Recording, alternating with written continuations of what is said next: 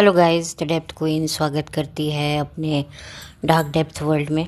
और आज मैं जिस मूवी के बारे में बात करने वाली हूँ, ये मूवी आई थी सन 2016 में और ये सन 2012 की बहुत बड़ी कामयाब फिल्म का सीक्वल थी।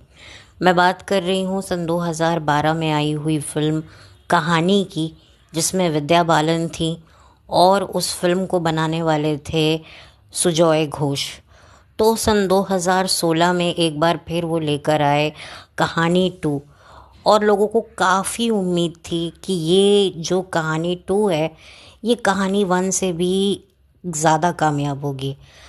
पर ऐसा होता नहीं है। अक्सर जो सीक्वल होता है वो पहली ब्लॉकबस्टर फिल्म को कहीं ना कहीं शर्मिंदा कर देता है, क्योंकि वो उस तरीके से आगे ले नहीं जाती फिल्म जिस तरह की उम्मीद की गई होती है। अक्सर वेब सीरीज़ में भी ऐसा होता है कि एक वेब सीरीज़ आती है जो बहुत कामयाब होती है और उसके बाद जो उसका सेकंड सीज़न आता है वो डिसअपॉइंट कर देता है, और जिसकी वजह से जो है वो कहानी फिर या तो आपने कोई कॉन्ट्रैक्ट साइन किया है तो आपको एक और सीज़न बनाना पड़ता है तो बना देते हैं। लेकिन ज़्यादातर अगर सेकंड सीज़न फ्लॉप हो गया तो फिर ख़त्म हो जाता है मामला। और कुछ ऐसे सीक्वल्स होते हैं, सेकंड सीज़न होते हैं जो पहले सीक्वल या सीज़न से भी बहुत अच्छे होते हैं, बट ऐसा बहुत कम होता है। और कहानी 2 के साथ तकरीबन ये हुआ कि कहानी मूवी जितनी शानदार फिल्म थी, कहानी 2 उतनी शानदार नहीं हुई। अब वो क्यों नहीं हुई ये मुझे भी पता नहीं था। तो मैं सोच रही थी कि मैं कहानी 1 के बारे में बात करूं, लेकिन कहानी 1 के बारे में बात करने से ज़्यादा मुझे लगा कि क्यों ना मैं कहानी 2 के बारे में बात करूं, क्योंकि इस मूवी के बारे में ज़्यादा बात बिल्कुल नहीं होती है। तो मैंने सोचा कि क्या ये फ़िल्म इतनी बुरी है, इतनी वाहियात है जो कि ये चली नहीं, इसके बारे में इतना ज़िक्र क्यों नहीं होता। तो मैंने इस मूवी को देखना का निर्णय लिया कि मैं इस मूवी को देखूंगी, इस मूवी में झांकूंगी कि क्यों ये फ़िल्म नहीं चली। बट कहीं ना कहीं मैं थोड़ी सी निराश भी हुई और कहीं ना कहीं मुझे ये भी समझ में आया कि ओके, शायद इस वजह से ये फ़िल्म नहीं चली। यानी कि मुझे थोड़ा सा फ़िल्म देखकर दो तरह के डाउट हुए। एक डाउट ये हुआ कि कुछ हिस्सों को देखने के बाद, कुछ प्लॉट्स को जानने के बाद, कि फ़िल्म इतनी भी बुरी नहीं थी। और दूसरी साइड मैंने देखी कि हाँ यार, कि जो मुझे लग रहा था कि यार फ़िल्म तो इतनी इंटरेस्टिंग है बट क्यों फ्लॉप हुई, तो इस रीज़न की वजह से फ्लॉप हुई होगी। एक तरीके से मुझे सिक्के के दो पहलू इस मूवी को देखकर पता चले। अगर मैं खुलकर कहूँ, मैं आपको कंफ्यूज नहीं करूँगी, तो यही रीज़न था कि मैंने सीज़न 2 यानी कि कहानी का जो सेकंड पार्ट आया था उसको देखना मुझे ज़्यादा सही लगा, और ज़्यादा मुझे लगा कि मैं इस मूवी के बारे में आपको बात करूँगी, क्योंकि इसके बारे में ज़्यादा बात होते हुए मैंने ना सोशल मीडिया पे सुना है और ना ही यूट्यूब पर। कहानी 1 के बारे में तो हर कोई बात करता है और बेस्ट मूवी इसे कही जाती है विद्या बालन के करियर की। और सुजॉय घोष को जो पहचान मिली थी बॉलीवुड में एक बेहतरीन डायरेक्टर के तौर पर, वो इसी फिल्म से मिली थी। हालांकि इससे पहले भी वो कई फिल्में डायरेक्ट कर चुके हैं।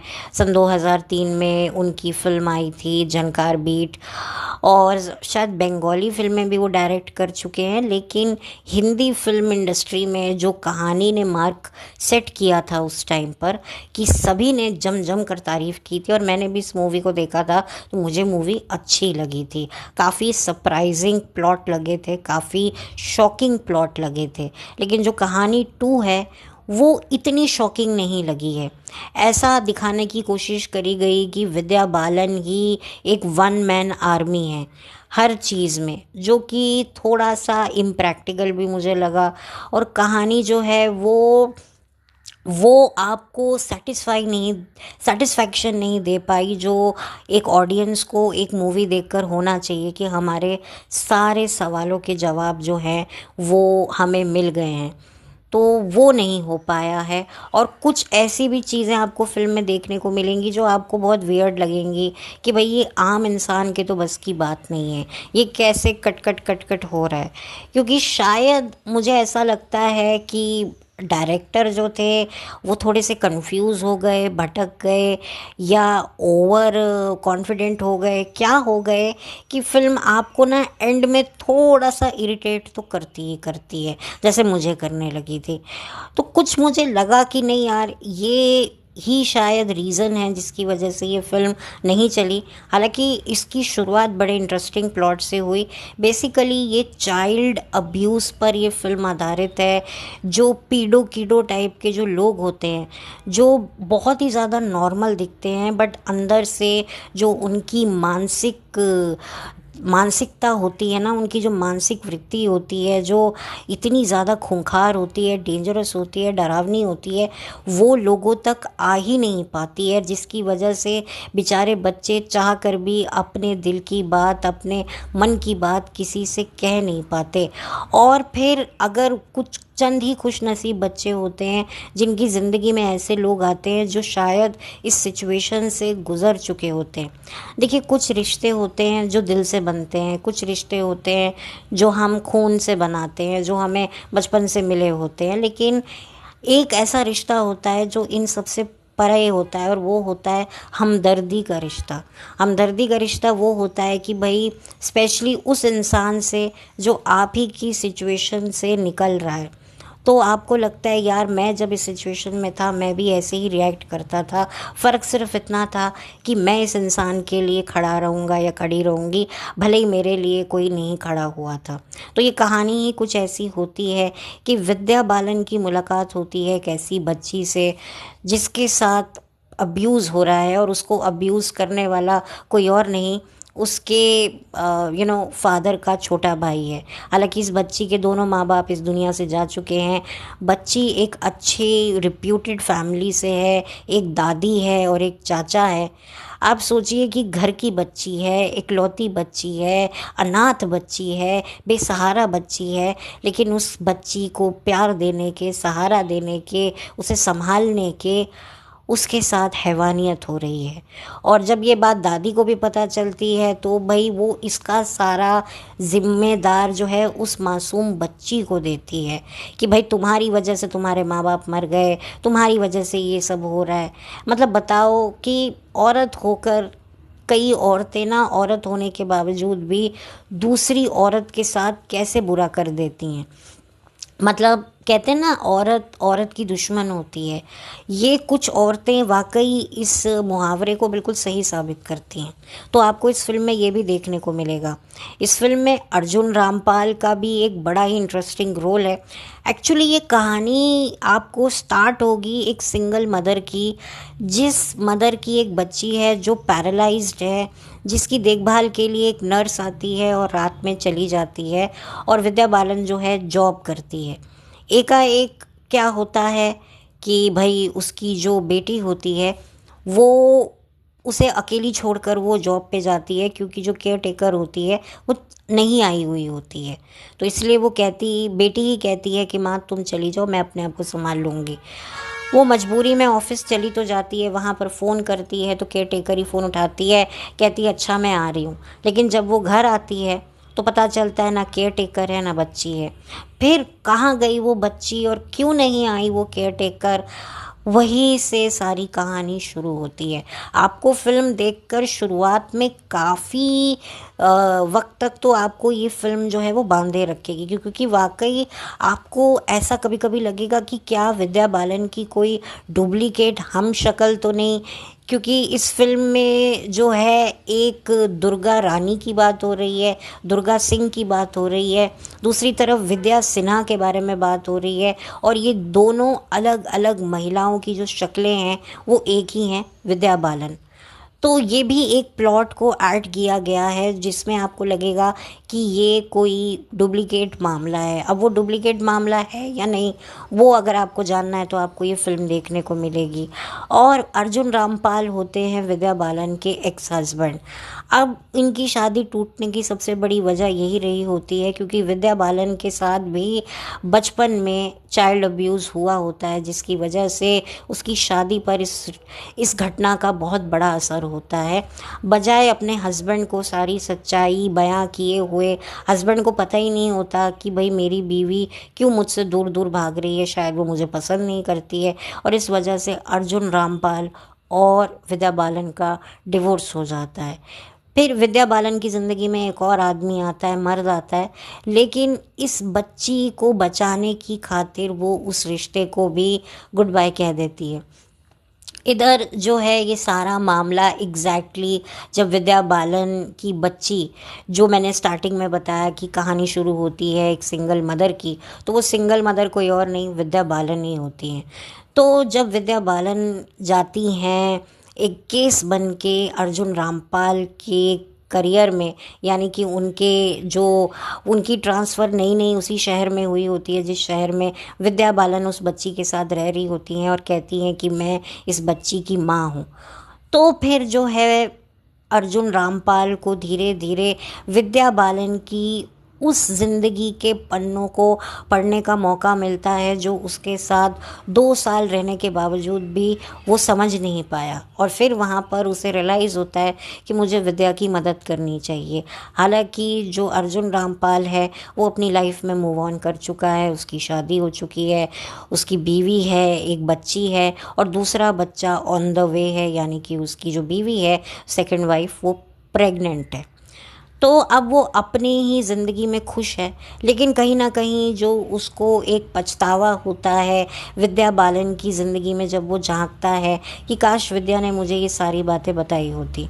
अब वो कैसे विद्या की मदद करता है, कैसे अपनी पुलिस की नौकरी बचाता है, क्योंकि वो पुलिस की नौकरी करता है, और क्योंकि विद्या बालन का एक्सीडेंट हो जाता है अपनी बच्ची को ढूंढते ढूंढते, तो वो केस जो है वो आता है अर्जुन रामपाल के पास।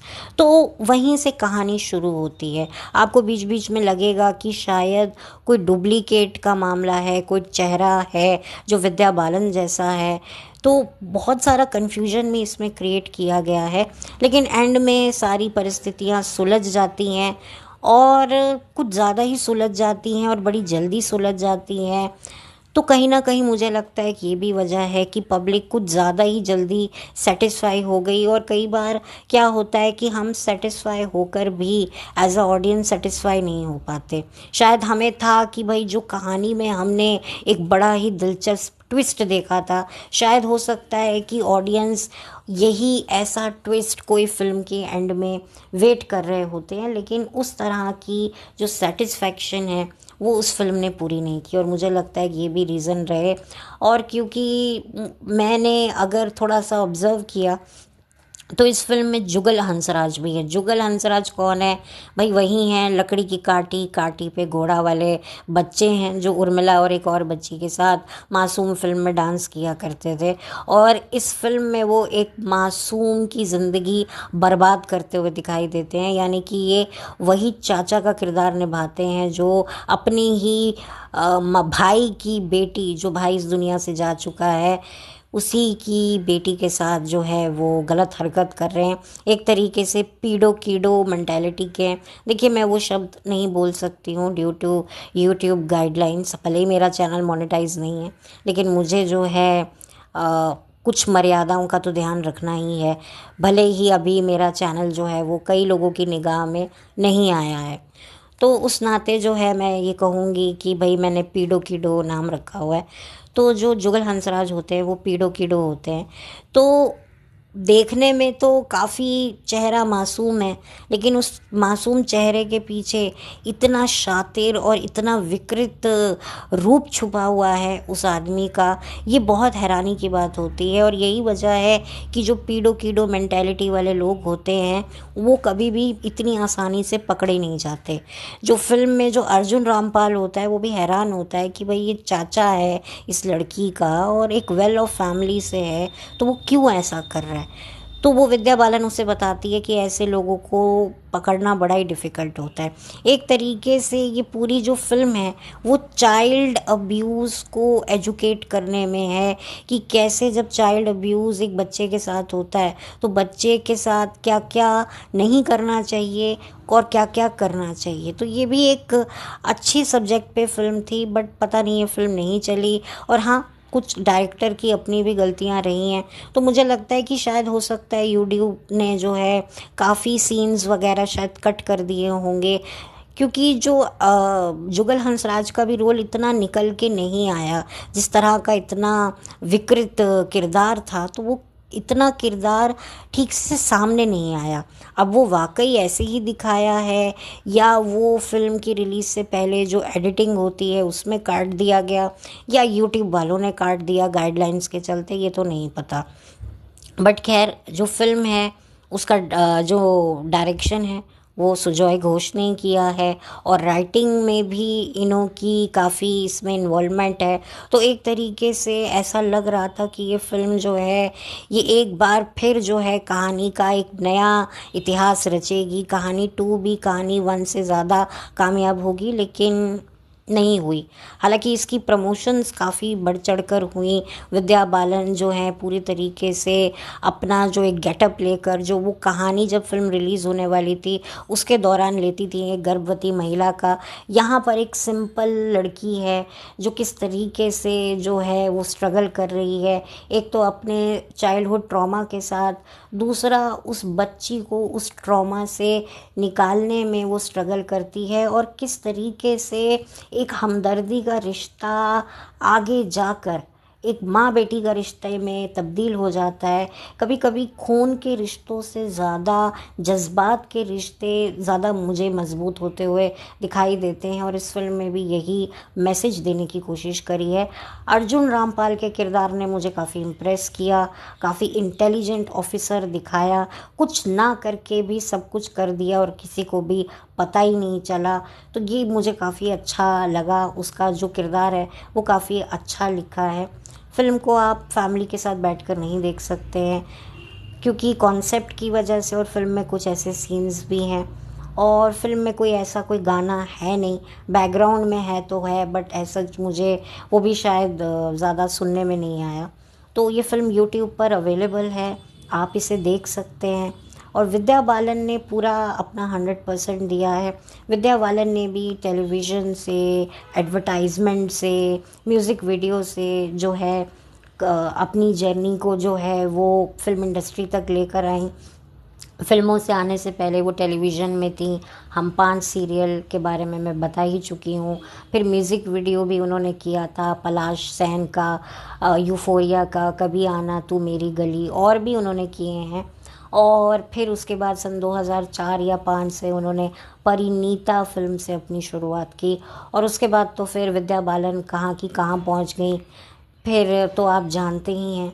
और विद्या बालन एक अच्छी एक्ट्रेस हैं, पर्सनल लाइफ में वो कैसी भी हों, बट एक्ट्रेस वो अच्छी हैं, और काफ़ी नेचुरल उन्होंने अपनी एक्टिंग का दिखाया है कि भाई फैशन या बॉडी को ना रखकर तवज्जो देते हुए अपनी एक्टिंग स्किल को उन्होंने काफ़ी अच्छे से जो है दर्शकों तक वो लेकर आई हैं।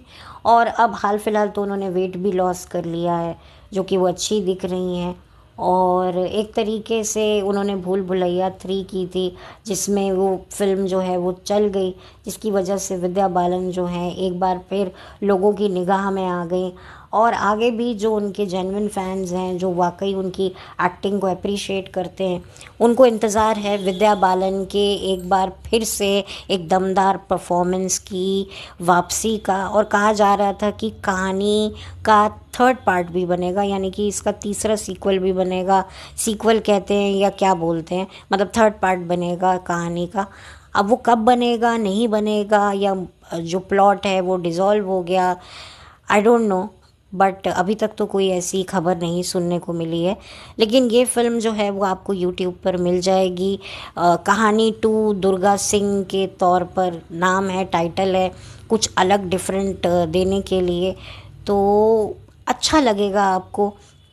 कि विद्या बालन आखिर है कौन, दुर्गा सिंह है या विद्या सिन्हा है या विद्या क्या या विद्या बालन है, ये भी आपको इस फिल्म में जानने को मिलेगा। तो एक तरीके से काफ़ी, देखिए दिमाग तो इस फिल्म में लगाया है, बट वैसा दिमाग नहीं लगाया जैसा ऑडियंस चाह रही थी।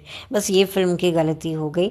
और फिल्म अंगेजिंग है, थोड़ा थ्रिल भी देगी, एक्साइटमेंट भी देगी, थोड़ा सा आपको एक नेल बाइटिंग सिचुएशन भी आपके सामने क्रिएट करेगी कि अब क्या होगा, व्हाट नेक्स्ट व्हाट नेक्स्ट।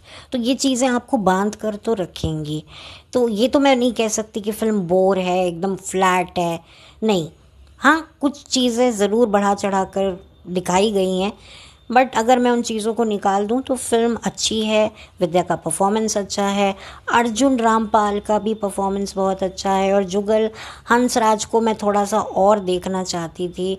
विकृत उनकी जो मानसिकता को और उनकी डायलॉग डिलीवरी मैं देखना चाह रही थी, बट वैसा इतना निकल कर नहीं आया। मे बी वो दिखाया गया हो, एडिट हो गया हो, यूट्यूब ने कर दिया हो या फिल्म के एडिटर ने कर दिया हो, वो तो मुझे नहीं पता।